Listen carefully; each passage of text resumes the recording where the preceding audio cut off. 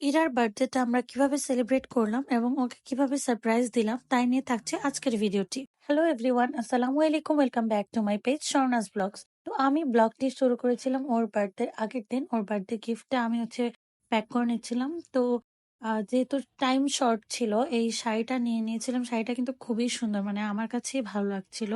And এগুলো আমরা ওকে কিছুই জানাই, ইনফ্যাক্ট আমরা প্রত্যেকবার একই রকম করি। ওকে না জানিয়ে আমরা সারপ্রাইজ দেওয়ার জন্য মানে উইশও করিনি। দেন ওদের বাসায় চলে যাই পরের দিন, ওকে নিয়ে আসি। যে সারপ্রাইজটা মেইনলি আমরা রেস্টুরেন্টে দিতে চাচ্ছিলাম। তো ও আমার মনে হচ্ছিল অলরেডি বুঝে গিয়েছে, যদিও তখন যে উইশ করে ফেলেছিলাম। তারপর আমরা চলে গেলাম রেস্টুরেন্টে, আর এখানে গান চলছিল, দ্যাটস ওয়াই আমি মেইন যে সাউন্ড ওইটা দিতে পারছি না। তো এখানে আমরা রেস্টুরেন্টে চলে যাই, ও অনেক সারপ্রাইজ হয়ে যায় এখানে। তো আপনার রিয়েকশনটা দেখলেই বুঝতে পারবেন।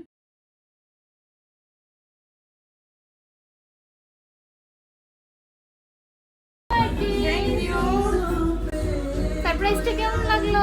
অনেক ভালো, অনেক ভালো। ও মেইনলি মনে মনে বুঝে গিয়েছিল যে আমরা আজকে সারপ্রাইজ দিব। বলো নাই তোমরা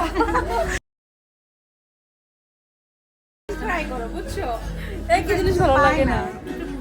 তো এরা এটাই বলছিল যে প্রত্যেকবার একই রকম আমরা উইশ করি না, দেন সারপ্রাইজ দেই। তো আমি, আমার কাজিন আর আমার একটা ফ্রেন্ড প্রাপ্তি, আমরা তিনজন মিলে ওকে সারপ্রাইজ দেই। আর প্রত্যাশাও আসার কথা ছিল, বাট ও আসেনি। ওকে অনেক বেশি মিস করছিলাম আমরা সবাই ওই দিন। দেন আমরা একটু বার্থডে গার্লের ভিডিও করে নিলাম, আমি ওর সাথে একটু ভিডিও করে নিলাম।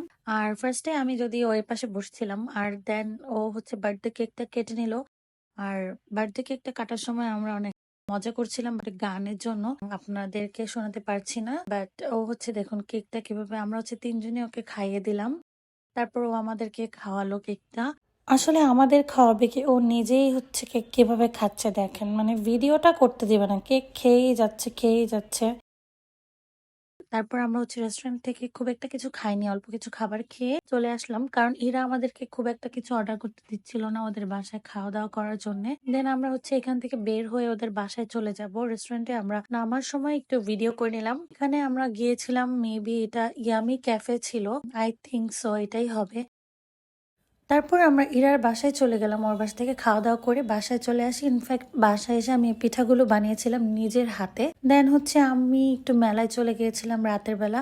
তো আজকের ব্লগটি এ পর্যন্ত। থ্যাংকস ফর ওয়াচিং, আল্লাহ হাফেজ।